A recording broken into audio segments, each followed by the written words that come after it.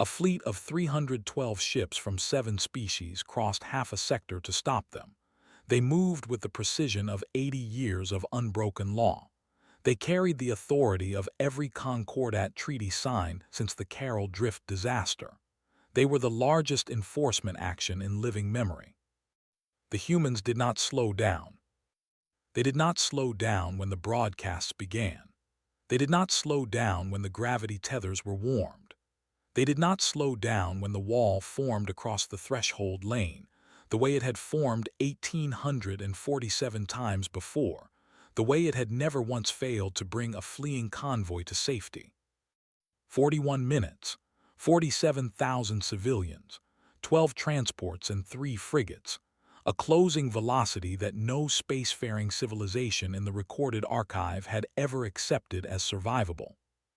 This is the story of those 41 minutes. It is also the story of why the Velocity Treaty had to be rewritten. It is the story of a fleet coordinator who carried the names of the dead in his service record, and a freight pilot from a dying star who read names of her own into an open channel until the largest fleet in Concordat history broke formation and let her pass. This wasn't a battle. This was something the archive did not have a category for, and the story of how it happened is stranger than any after-action report ever made it sound. The year is 4117 by the Concordat calendar. The Aliri system is dying.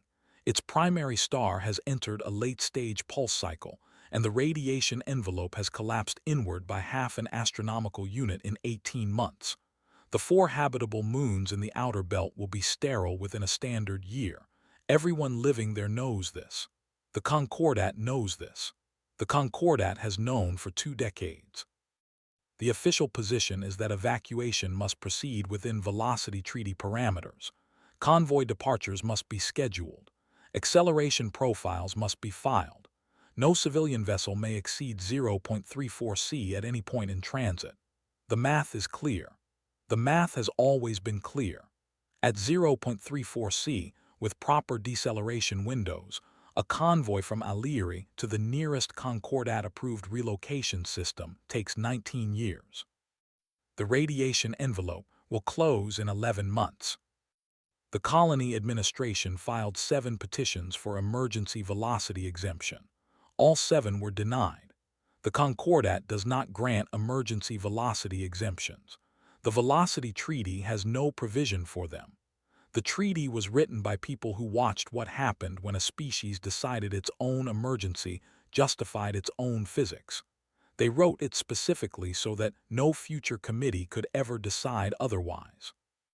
So the humans of Aliri did something the Concordat archive did not have a category for. They stopped asking. 12 civilian transports lifted from the Aliri moons in a single coordinated burn. 3 escort frigates joined them at the heliopause. They accelerated past 0.34 c at the 11-minute mark.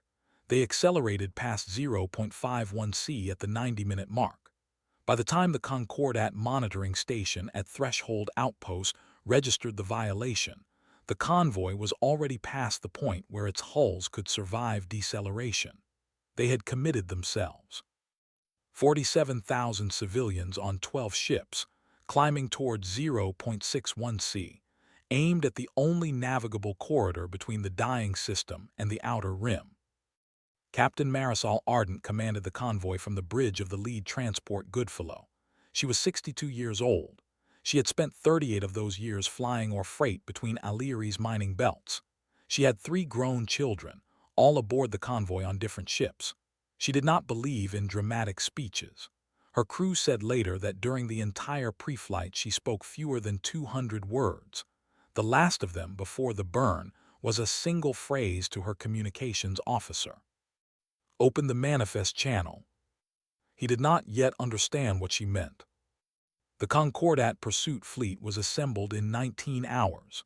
312 ships, 7 member species. Fleet Coordinator Thesikval of the Vasrii commanding from the flagship Patient Current, which is the ship I served on, and from whose bridge I watched the entire event unfold. You should understand what the Velocity Treaty meant to us. The Concordat is not a government. It is an agreement.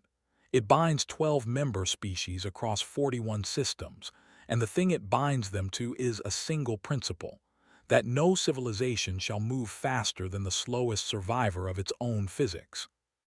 This principle was not arbitrary. It was the price tag on 3 extinct species. We will get to that. For now, understand only this. In 80 standard years of Concordat history, the Velocity Treaty had been enforced 1,847 times. It had brought 1,847 convoys, evacuation fleets, refugee migrations, and panicked civilian flights back into compliance. It had saved, by conservative archive estimate, over 9 million lives. It had never failed.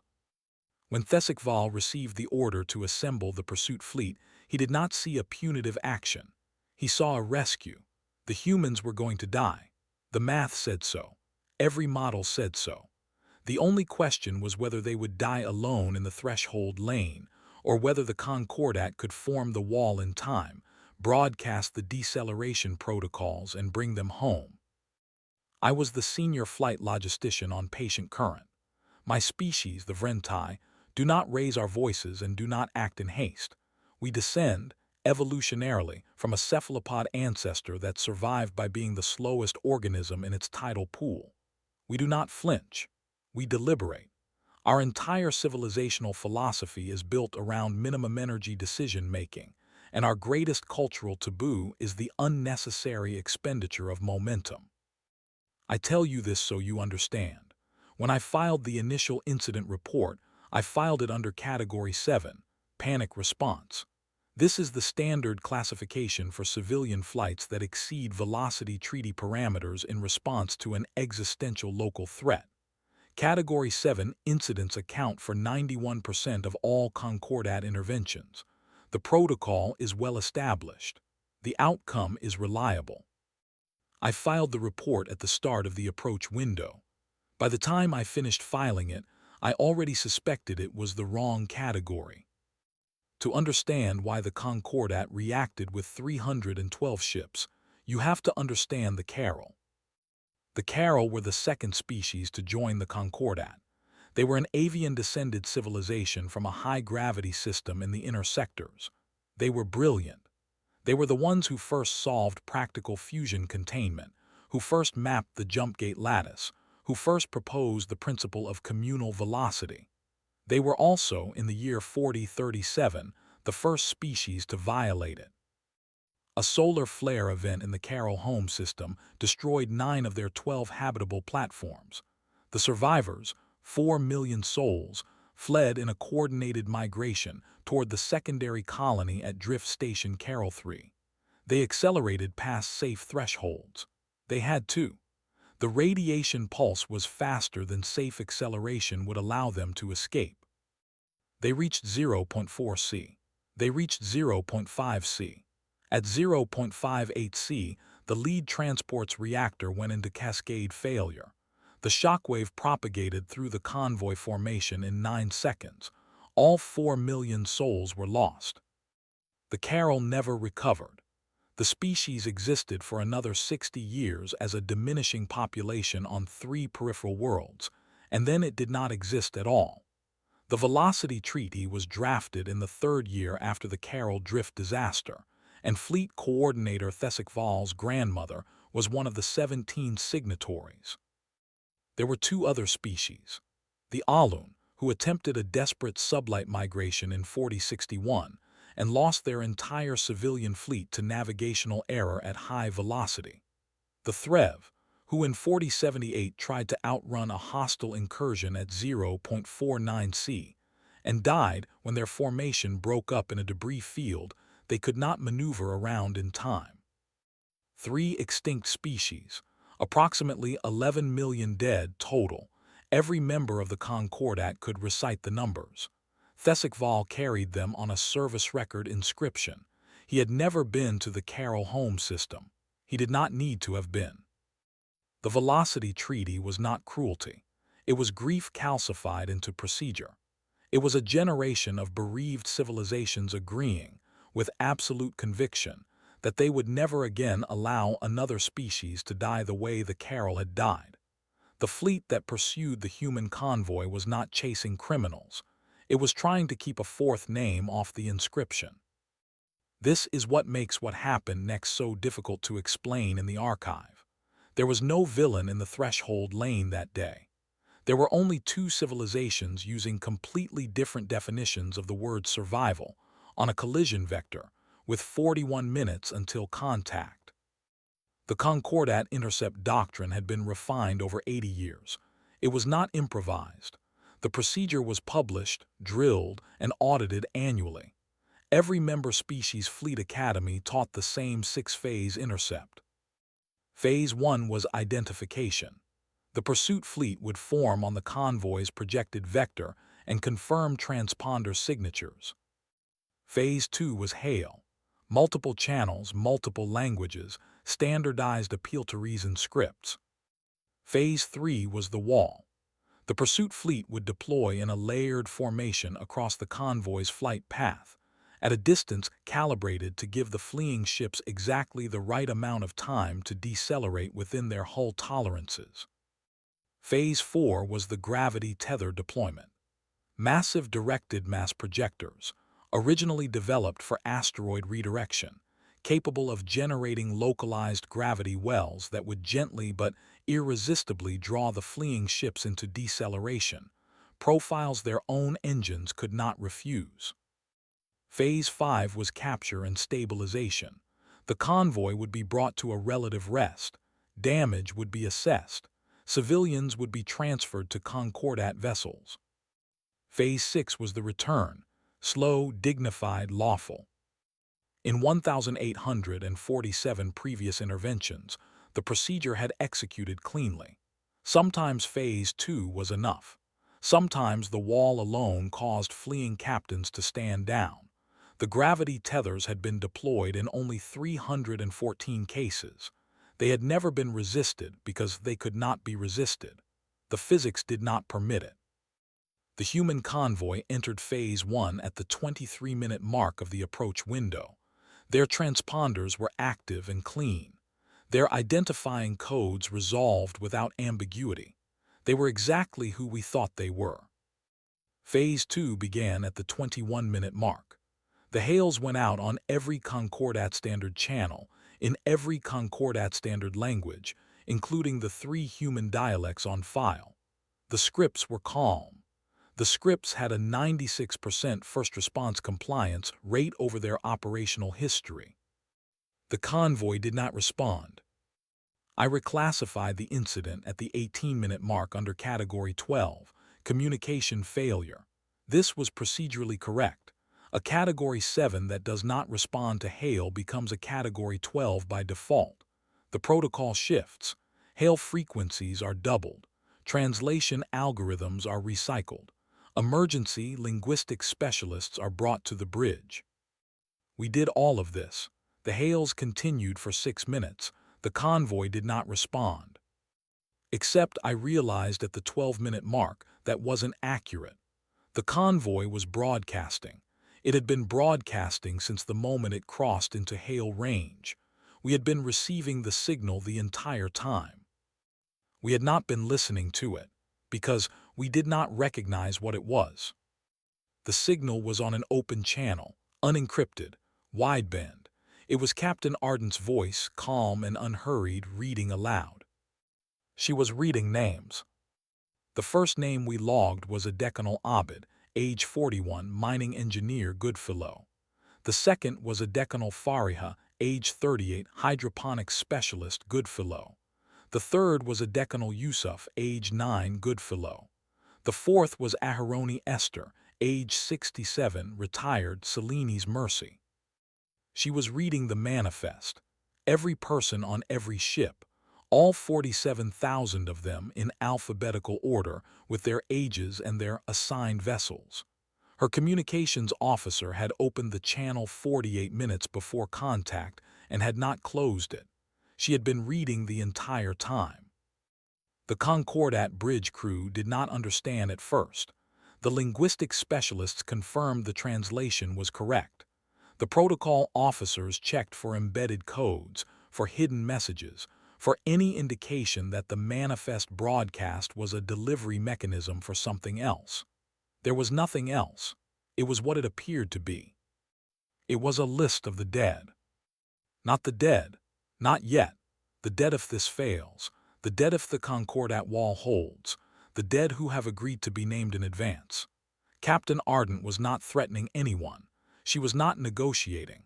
She was reading her own people's names into the open channel of the largest fleet ever assembled in Concordat history, and she was going to keep reading until either the wall broke or her ship hit it. The math the Concordat had been using assumed that on the other side of the velocity treaty was a species that wanted to be saved. The math assumed that humans, presented with the wall, the tethers, the unambiguous physics of imminent death, would do what every previous Category 7 species had done. They would flinch. They would respond to the hail. They would decelerate with intolerance. They would be brought home. The humans had already calculated those odds. They had calculated them before they left Alieri. They had broadcast the manifest in advance, on open channel, so that every Concordat vessel in receiving range would know, with no possibility of mistranslation, that the people on those ships had reviewed the math themselves, that they had chosen, that they were not panicking and they were not confused, and they were not asking to be saved from their own decision. I reclassified the incident a third time at the 9-minute mark under Category 19, Suicide Cult. The classification was wrong before I finished filing it. A suicide cult does not read the names of children. A suicide cult does not list the hydroponics specialists. A suicide cult is, by Concordat definition, a community that has rejected the value of its own continuation. The humans had not rejected anything. They had accepted the value of their continuation more fiercely than any species in our archive. They had decided that continuation, for them, was on the other side of the threshold lane, and that no fleet would be permitted to define survival on their behalf. I closed the Category 19 file. I did not open another. I had run out of categories. 11 minutes to contact. The wall had formed. The gravity tethers were warmed. Phase 4 was authorized and ready to deploy. Fleet Coordinator Thesikval had not spoken in 9 minutes. His species, the Vasrii, are reptilian-descended and read internal states through skin coloration that other Vasrii can interpret but other species largely cannot. I had served with him for 11 years. I could read enough. He was looking at the broadcast transcript. Captain Ardent had reached the letter M. Marsh Cordelia, age 4, Vespers Hope. Marsh Eowyn, age 7, Vespers Hope. Marsh Tomas, age 36, parent, Vespers Hope. Marsh Yelena, age 34, parent, Vespers Hope. I have replayed that bridge in my memory many times. I have asked myself what changed in those minutes. The honest answer, the answer I did not fully understand at the time and only understood years later, is that Thesikval was looking at the same closed loop I was looking at, and he could not unsee it. The velocity treaty existed because the Carol had died. The Carol had died because they could not flee a dying system fast enough. The velocity treaty, written to prevent that death, had become the law that prevented every subsequent species from fleeing every subsequent dying system fast enough. The Alieri evacuation had been denied because the treaty said so. The Alieri evacuation had occurred anyway, in violation, because the alternative was to wait 19 years for a star that would kill them in 11 months. The Concordat fleet was now in the threshold lane to enforce a law that had been written in grief for the exact species the law was now creating more of. If the wall held, 47,000 humans would die. The Carol inscription would not gain a fourth name. It would gain a 47,000 end first. If the wall broke, the velocity treaty broke with it. 80 years of enforcement, 9 million saved lives, the single principle that had held 12 species together since the drift disaster. There was no version of the next 11 minutes in which something irreplaceable did not end. Thesikval turned to his tactical officer. His coloration was, I was told later by a Vasrii crewmate, the shade their species turns at funerals. He gave the order in his own language, but the translation came through clean on every bridge in the fleet. Stand down the tethers, open the wall. The tactical officer asked him to repeat the order. He repeated it. The tactical officer asked, with extreme protocol care, for the authorization code. HFY provided it. The order propagated across 312 ships in 19 seconds. The wall began to break formation at the 7-minute mark. The gravity tethers powered down at the 6-minute mark. By the 4-minute mark, the threshold lane was open. The Concordat fleet had moved aside in a coordinated rotation that the tactical archive would later describe, in carefully neutral language, as the largest unprecedented maneuver in the fleet's operational history. Captain Ardent kept reading names. She reached the letter S at the 2-minute mark. She did not know the wall had broken. She could not have known. She had committed to the broadcast and she was going to finish it. The convoy passed through the threshold lane at the contact mark. 12 transports, 3 frigates, 47,000 civilians. They crossed at 0.61 C, hulls glowing in the long-range telemetry, and they did not slow down for another 3 days, until they had cleared the corridor and reached a vector where deceleration would not tear them apart. Captain Ardent finished reading the manifest at the 4-hour mark. The last name was Zhao Wei, age 81, retired teacher, Cellini's Mercy. She closed the channel. She did not say anything else. She did not need to. I am writing this account 31 years after the event. I am no longer a flight logistician. I retired from active service 19 years ago and have served since as an archivist with the Concordat Historical Commission. I have spent much of those 19 years on the documents that follow the Threshold Lane incident, because the Threshold Lane incident is the reason the Concordat I served exists in its current form. The Velocity Treaty was rewritten in the 2nd year after the event. The new treaty preserved every safety provision of the original and added one clause, drafted by a joint commission of 14 species, including, after their formal application for member status in the 4th year, the human delegation. The clause is short. It reads, "No member of the Concordat shall, by force or by physical interdiction, prevent a sovereign civilian population from accepting calculated mortal risk in the pursuit of their own survival, where such risk has been documented, consented to, and broadcast in advance on open frequency." We call it the Ardent Clause. It is now invoked, on average, 3 times per standard year. It has saved, by current archive estimate, somewhere between 200,000 and 400,000 lives, depending on how one counts the populations of systems that have since been evacuated under its provisions. The Concordat Incident Archive added a new category in the 3rd year after the event. Category 23, Sovereign Acceptance. The classification description was drafted by a joint working group, and I was a junior member of that group. We argued for 9 months about the wording.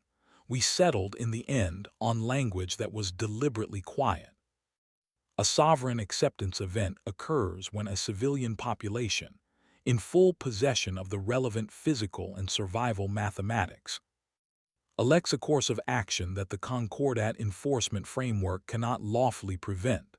Such events shall not be classified as panic, communication failure, or rejection of life. They shall be classified, with full respect, as the exercise of the species' right to define survival on its own terms. I think about that wording often. I think about the months we spent on it. I think about the older archivists, the ones who had been adults during the Carol Drift, who sat in those meetings with the kind of stillness that my species understands as grief. They were not opposed to the clause. They voted for it. But they understood before the rest of us did what we were giving up. We were giving up the certainty that we could save everyone. We were admitting that the Carol had not died because they were reckless.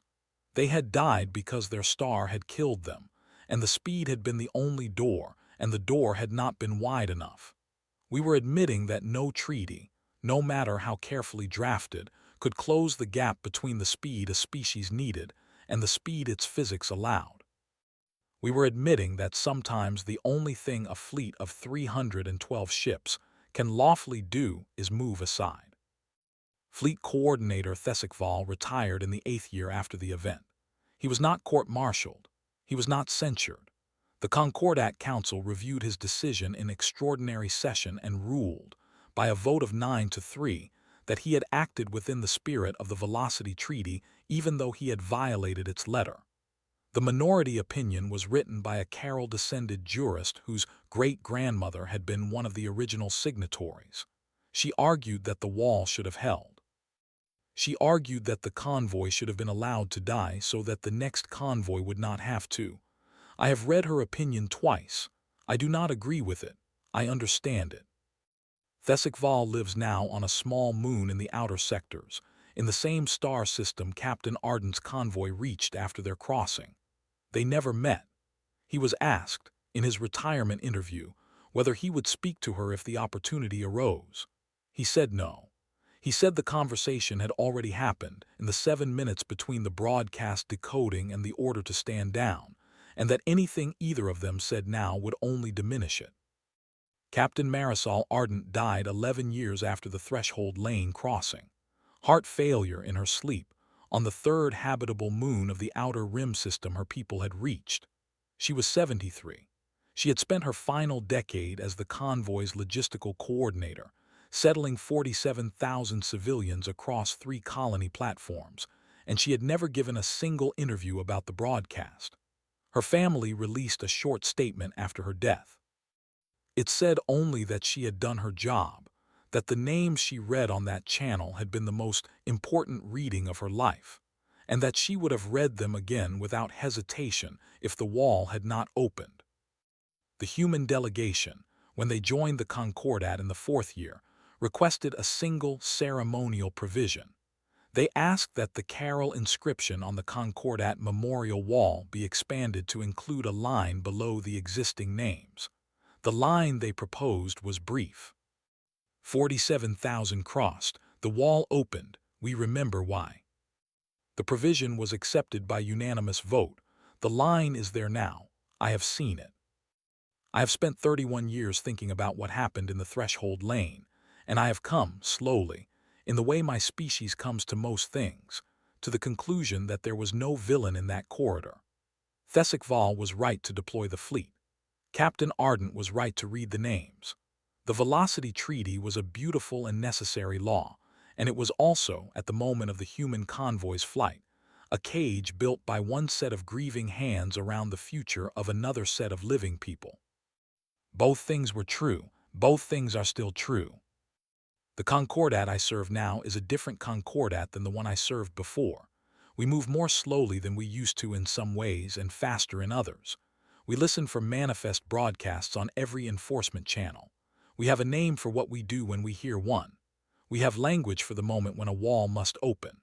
We did not have that language before. The humans gave it to us, in alphabetical order, at 48 minutes of continuous broadcast on an open frequency. I think often about the closed loop. The treaty written by the bereaved became the law that bereaved the living. The law that bereaved the living was rewritten by the species that refused to be bereaved on someone else's schedule. The new law has saved more lives than the old law saved, by current count, and the old law's saved lives are not subtracted from the count. Both numbers are real. Both stand on the same memorial wall.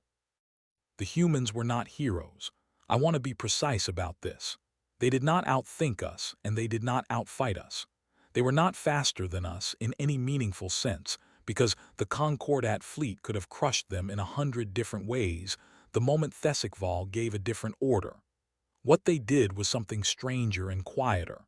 They refused to negotiate the question of who was allowed to define their own survival. They put the answer on an open channel before we had a chance to ask the question.